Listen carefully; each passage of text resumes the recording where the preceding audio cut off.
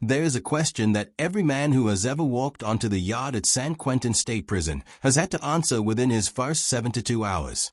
The question is not asked by guards. It is not asked by the warden. It is asked by other inmates, and the way you answer it determines whether you survive your first month or whether you become a statistic in a file that gets closed without ceremony. The question is simple. It has 4 words. And depending on who is asking, those 4 words can mean the difference between protection and isolation, between respect and predation, between living through your sentence and not making it to your first parole hearing. The question is this: where do you stand? And if you do not know how to answer that question, San Quentin will teach you. Violently if necessary. Before we go inside the most dangerous yard in America, if you want stories that do not sanitize the reality of the American prison system, stories that ask the questions most documentaries avoid, hit subscribe now. We go deeper every single week. And what you are about to hear is something the system does not advertise. Let us go to San Quentin. San Quentin State Prison sits on a peninsula in Marin County, California, directly across the bay from San Francisco. On a clear day, inmates in certain cell blocks can see the Golden Gate Bridge. They can see the city skyline. They can see freedom in high definition from behind walls that have held men since 1852. San Quentin is the oldest prison in California and houses over 3,000 inmates at any given time. It contains the state's only death row for male inmates. It contains the state's execution chamber, though California has not carried out an execution since 2006. What San Quentin also contains, and what makes it distinct from almost every other maximum security facility in the United States, is a yard culture so entrenched, so organized, and so violent that it operates as a parallel governance structure to the official prison administration. The guards run the buildings, but the inmates run the yard. And that distinction is everything. The main yard at San Quentin is a large open space surrounded by high concrete walls and overlooked by armed guard towers. It contains a basketball court, a weight pile, a track, and specific areas that are understood by every inmate to belong to specific groups. The yard is not neutral territory. Every square foot has an affiliation. The weight pile is claimed by one group. The far corner near the south wall belongs to another. The benches along the east side are controlled by a third. New inmates learn this geography quickly, not through orientation, but through observation and warning. Crossing into the wrong section of the yard without permission is not a mistake you get to make twice. The yard is divided not by painted lines, but by invisible borders enforced through a combination of reputation, violence, and institutional memory that goes back decades. And the men who enforce those borders are not random. They are selected. They are tested. And they are absolutely serious about their role. His name was Marcus. He was 23 years old. He had 11 months left on a 3-year sentence for a nonviolent drug offense. He arrived at San Quentin on a transfer from a lower security facility after a disciplinary incident that had been, by his own account, a misunderstanding. Marcus was not a hardened criminal. He was not affiliated with any gang. He was not looking for trouble. He wanted to keep his head down, finish his sentence, and leave. On his 4th day at San Quentin, Marcus walked across the yard to the basketball court during rec time. He did not know that the court was controlled. He did not know that permission was required. He picked up a ball that had rolled near him and attempted to join a game already in progress. 3 men approached him. They did not raise their voices. They asked him a simple question. "Where are you from?" Marcus did not understand that the question was not about geography. What happened next took less than 90 seconds. And Marcus spent the following 6 weeks in the prison hospital with injuries that ended any possibility of playing basketball ever again. Here is the question for you. If you were Marcus, and you knew you only had 11 months left, would you have fought back in that moment, knowing it might extend your sentence but earn you respect, or would you have taken the beating and stayed silent to protect your release date? Comment your answer. Because there is no right choice in that situation. Only consequences. San Quentin, like most California state prisons, operates under a racial and organizational gang structure that was formalized over decades and is now so entrenched that even prison administration acknowledges its existence in official capacity. The major groups include the Mexican Mafia, the Aryan Brotherhood, the Black Guerrilla Family, and the northern structure. Membership is not casual. It is not a social club. It is a binding commitment that in many cases lasts beyond the prison sentence and into the outside world. These organizations control drug flow, settle disputes, enforce discipline, and in some cases provide the only reliable protection an inmate has against predation from other groups. The administration knows this. The gods know this. And the consequence is a system in which official authority and inmate authority exist in a state of constant negotiation. And that negotiation sometimes breaks down. When it does, the yard becomes a war zone. His name is Vincent. He has been inside San Quentin for 22 years. He is serving life without the possibility of parole for a murder committed when he was 19. Vincent is now in his early 40s. He is a shot caller, a term used inside to describe someone who holds decision-making authority within a gang structure. Vincent controls access to the weight pile on the main yard. If you want to lift weights at San Quentin, you need Vincent's permission. Not officially. The gods do not enforce this. But every inmate knows it. Vincent does not ask for money. He does not extort. What he asks for is respect and information. Who is new? Who is talking to gods? Who is acting suspicious? Vincent processes that information and reports up the chain to higher-ranking members of his organization who are housed in other facilities or in some cases operating from the outside. And the men who challenge Vincent do not stay on the yard long. Some get transferred. Some get hospitalized. And some disappear into administrative segregation and never come back out. Riots at San Quentin are not spontaneous eruptions of anger. They are planned, coordinated, and executed with a level of organization that correctional staff have compared to military operations. The riot that occurred in the summer of 2009 began over a debt. One inmate owed another inmate money for drugs. The debt went unpaid for weeks. The debtor was warned. He ignored the warning. On a Tuesday morning during yard time, 3 men approached the debtor near the basketball court. They did not speak. They attacked immediately with weapons that had been smuggled onto the yard and hidden in prearranged locations. Within seconds, the yard exploded. Members of rival organizations, seeing an opportunity to settle their own scores, joined the fight. Over 70 inmates were involved. Guards in the towers fired warning shots. When the warning shots were ignored, they fired live rounds into the crowd. When the yard was finally locked down, 4 men were dead. 12 were critically injured, and the prison went into full lockdown for 37 days. But here is what most people do not understand. The men who started that riot knew exactly what would happen, and they did it anyway. 2. Embedded in narration, why do you think someone would willingly start a riot knowing it will result in lockdown, violence, and possibly death? Is it desperation? Is it loyalty to a code? Is it something else entirely? Drop your theory in the comments because understanding this is the key to understanding how prison culture actually works. Correctional officers at San Quentin are trained to manage one of the most dangerous inmate populations in the country. The average tenure for a guard at San Quentin is 4 years. That number is significantly lower than the state average for correctional officers. The reasons are predictable. High stress, constant threat of violence, exposure to traumatic incidents. But there is another reason that former guards describe in interviews but rarely admit in official reports. Working at San Quentin changes you. It changes how you see people. It changes how you assess danger. It changes your tolerance for things that the average person would find unbearable. Some guards become desensitized. Some become paranoid. Some develop a kind of respect for the inmates they are supposed to be controlling, a respect born out of witnessing the intelligence and discipline required to survive in that environment. And some guards, a small number but a real number, crossed the line entirely. His name was David. He was serving 12 years for armed robbery.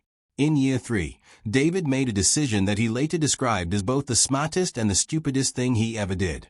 He became an informant. Not for reduced sentence. Not for money.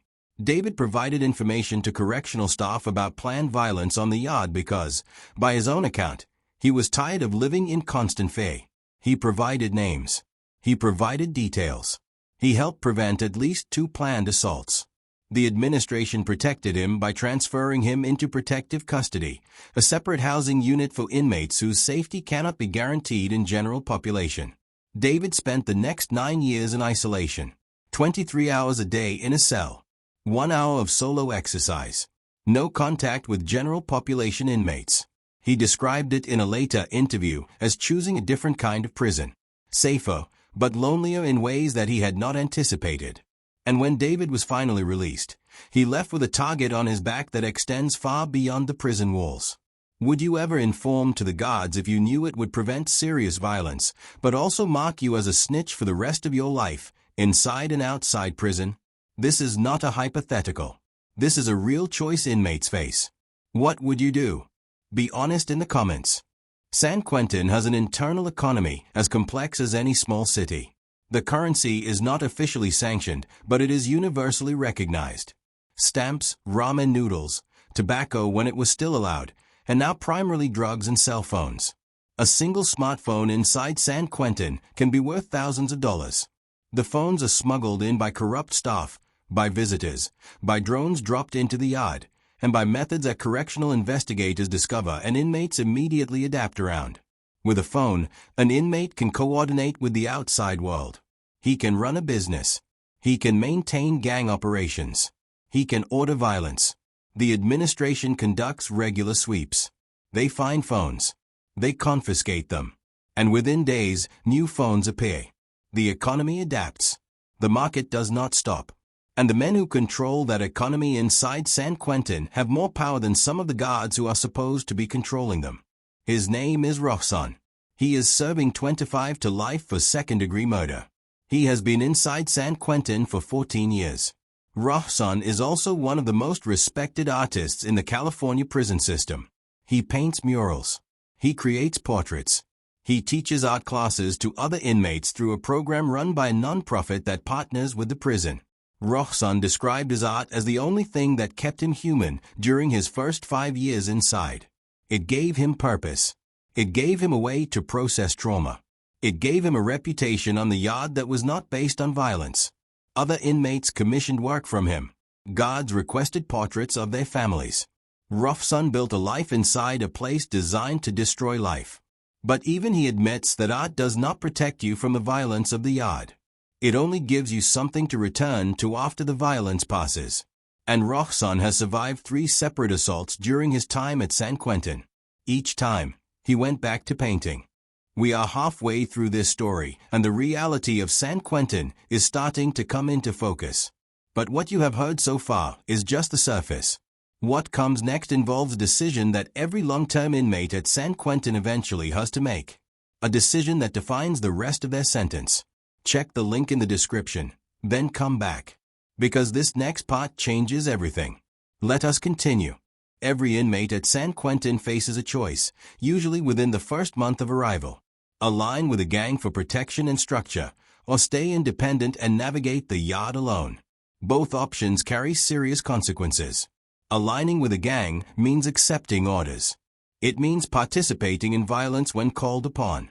It means your loyalty is no longer your own. It also means protection, resources, and a defined place in the social structure.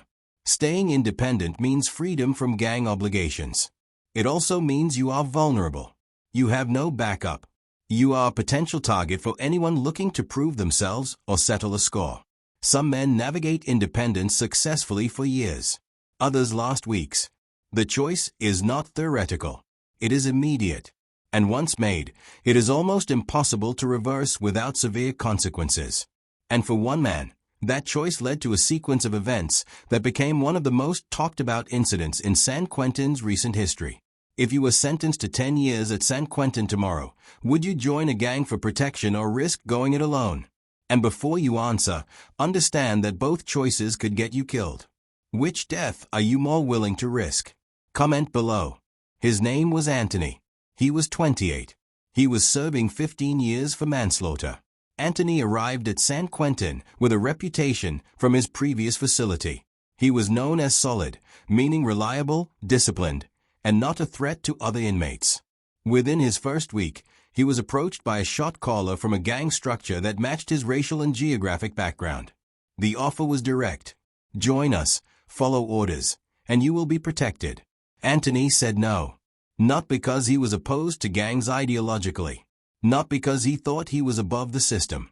He said no because he had a daughter on the outside, and he had made a promise to her that he would not do anything inside that would extend his sentence.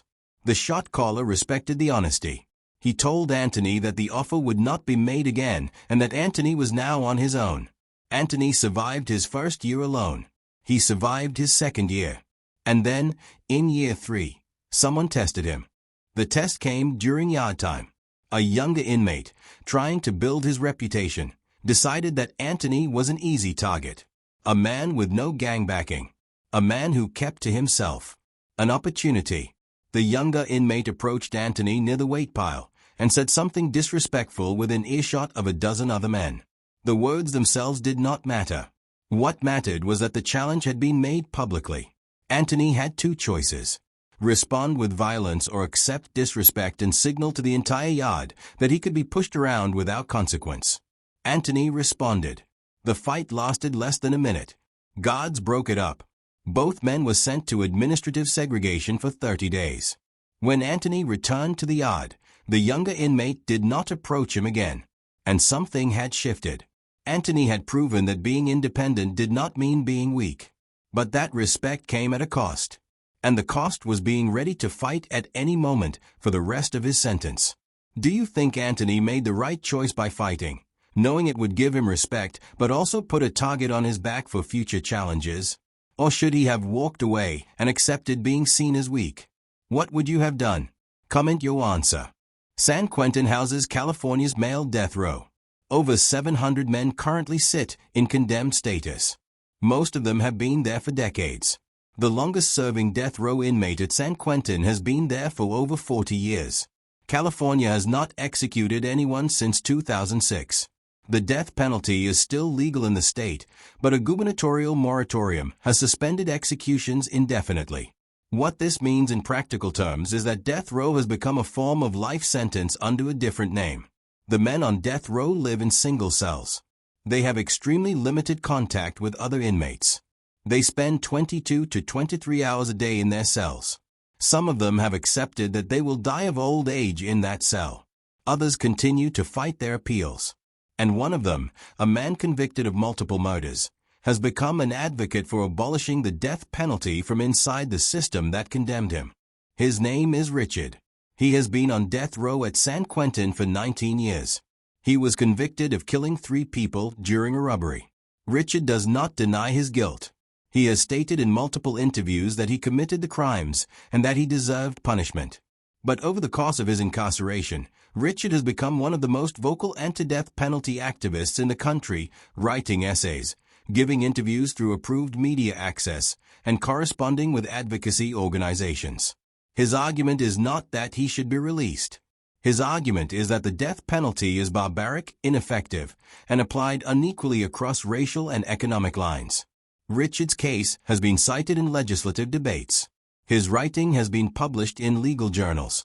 And all of it has been produced from a 6-by-9-foot cell, on death row. Whether his advocacy is genuine transformation or strategic survival is a question that even Richard himself has admitted he cannot fully answer. San Quentin offers more rehabilitation programs than almost any other maximum security prison in California. College courses, vocational training, restorative justice circles, art programs. These programs are funded by nonprofits and run by volunteers who believe in the possibility of transformation even inside a violent system. Participants in these programs describe them as life-changing. They provide structure, education, purpose, and hope. Critics, including some inmates, describe the programs as pacification tools designed to make the prison more manageable for staff by giving inmates something to focus on other than violence. Both perspectives are probably true simultaneously. The programs help individuals. They also help the institution. Whether that dual function diminishes their value or simply reflects the complexity of the system is a matter of ongoing debate. What is not debatable is that access to these programs is limited, and the men who get access are often the ones who need it least. In 2017, San Quentin experienced one of the worst outbreaks of violence in its modern history. Over a 6-month period, there were 11 stabbings, 3 of which were fatal. The violence was connected to an ongoing conflict between two rival gang factions that had been simmering for years and finally erupted into open war. The administration responded with lockdowns, transfers, and increased security. But the underlying causes, overcrowding, understaffing, lack of meaningful programming for the majority of inmates, remained unaddressed. Former correctional staff who worked during that period described the facility as being on the edge of losing control entirely. One former captain said in an interview that there were days when the guards were simply trying to contain the violence, not prevent it. The distinction is important. Containment is not safety. It is managed chaos. And in a place like San Quentin, managed chaos is the best-case scenario. If you were in charge of San Quentin, what would you change? More programs? Harsher punishments? Total segregation by gang affiliation? Or would you burn the whole system down and start over? Tell me in the comments what you think would actually work. The day an inmate is released from San Quentin, he walks through a series of gates that take him from the cell block to the outer perimeter. Each gate is controlled by a different guard. Each gate represents a layer of the facility being peeled away. The walk takes about 20 minutes if there are no delays. During that walk, some men described feeling relief. Some described feeling terror. Because the world outside has continued without them. Technology has changed. People have moved on. And the skills that kept them alive inside San Quentin, hypervigilance, controlled aggression, distrust of authority, do not translate well to life outside. Recidivism rates for inmates released from maximum security facilities in California are above 60% within 3 years. Which means that for most men, the walk to the gate is temporary. Most of them come back. Here is the question that sits at the center of San Quentin and every facility like it. What is prison supposed to do? Is it supposed to punish? It does that. Is it supposed to protect society? It does that too, at least while the inmate is inside. Is it supposed to rehabilitate? Some inmates leave better than they arrived. Most do not. Is it supposed to deter future crime? The data suggests it does not. So what is it for? And if we cannot answer that question clearly, if we cannot articulate what we are trying to accomplish by locking human beings in cages for years or decades, then what are we actually doing? Are we solving a problem, or are we just managing the symptoms of deeper failures that we do not want to confront? San Quentin does not answer that question. It only reflects it back at us in the most uncomfortable way possible. What do you think prison is actually for? Punishment? Rehabilitation? Revenge? Public safety? Something else? And do you think the current system accomplishes any of those goals effectively? This is the big question. Answer it honestly in the comments. San Quentin teaches us that human beings are capable of extraordinary adaptation. Men survive years, decades, in conditions that most people could not tolerate for a week. San Quentin teaches us that social structures emerge even in the most controlled environments, that people will organize, negotiate, and create systems of meaning regardless of what authority imposes. San Quentin teaches us that violence is not random. It is communication. It is enforcement. It is a language spoken fluently by people who have run out of other options. And San Quentin teaches us that the question of what to do with people who have committed terrible harm is one that we have not figured out, despite 2 centuries of trying. And maybe that is the most honest thing we can say about the American prison system. We do not know what we are doing. We are just doing it anyway. The men whose stories move through this script are real. Some of them are still inside San Quentin. Some of them have been released. Some of them are dead. They are not abstractions. They are not statistics. They are human beings who made choices, often terrible choices, and are now living with consequences that most of us will never have to face. Whether you believe they deserve those consequences or whether you believe the system is broken beyond repair is not something this story is going to tell you how to feel. What this story asks is that you think about it, that you sit with the discomfort, that you ask yourself what you actually believe justice should look like when the cameras are off and the politics are set aside. Because San Quentin is still there. The men are still inside. And the question of what we are doing to them and why is still waiting for an answer. If you had to spend 10 years in San Quentin starting tomorrow, what is the first thing you would do to survive? Would you join a gang? Would you stay independent? Would you find a program and bury yourself in it? Would you fight the first person who tested you, or would you avoid conflict at all costs? There is no right answer. There are only choices and consequences. Tell me in the comments what you would do. And be honest. Because survival in a place like that requires honesty above everything else.